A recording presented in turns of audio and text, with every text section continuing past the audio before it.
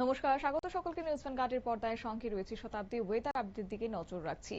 আজকে রাজধানী আগরতলাতে কখনো রোদ কখনো বা মেঘের দেখা মিলছে, তবে আজকে গোটা ত্রিপুরা জুড়ে কিন্তু একটা বৃষ্টির সতর্কবাণী অবশ্যই রয়েছে। তার পাশাপাশি দক্ষিণ ত্রিপুরায় ভারী বৃষ্টির সতর্কবার্তা। আগামী এক সপ্তাহ বজ্রবিদ্যুৎ সহ বৃষ্টির সম্ভাবনা রয়েছে।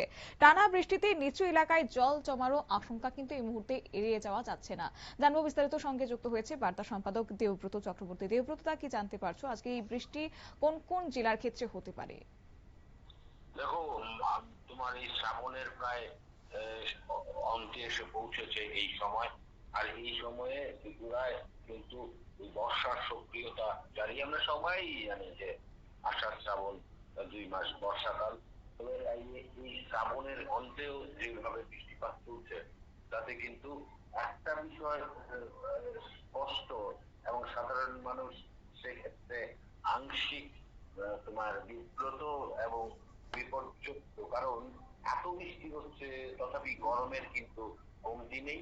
বিশেষ করে আবহাওয়ায় অধিক আর্দ্রতা জনিত কারণে এই গরম বৃদ্ধি। এর মধ্যেও ত্রিপুরায় টানা বৃষ্টির পূর্বাভাস জারি করেছে আইএমডি তথা ভারতীয় আবহাওয়া দপ্তরের আগরতলা কেন্দ্র।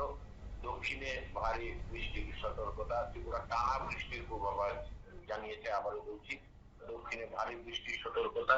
দক্ষিণ ত্রিপুরায় আগামী 2 দিন ভারী বৃষ্টির প্রবল সম্ভাবনা রয়েছে।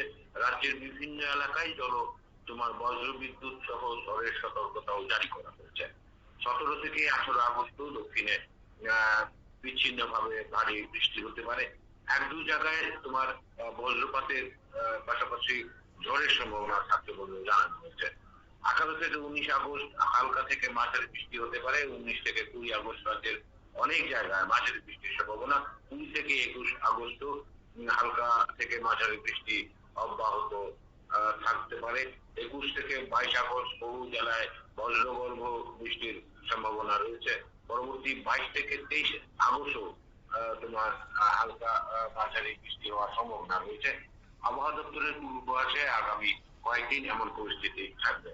এদিকে আগামী তোমার 2-3 দিন সর্বোচ্চ তাপমাত্রা স্বাভাবিকের চেয়ে বাড়তে পারে। আমি যে আগেও কিন্তু এই একই কথা বলেছি যে এত বৃষ্টি কিন্তু হচ্ছে, কিন্তু গরমের কমতি নেই। স্বাভাবিকের তুলনায় তাপমাত্রা 2 থেকে 4 ডিগ্রি বেশি থাকতে পারে।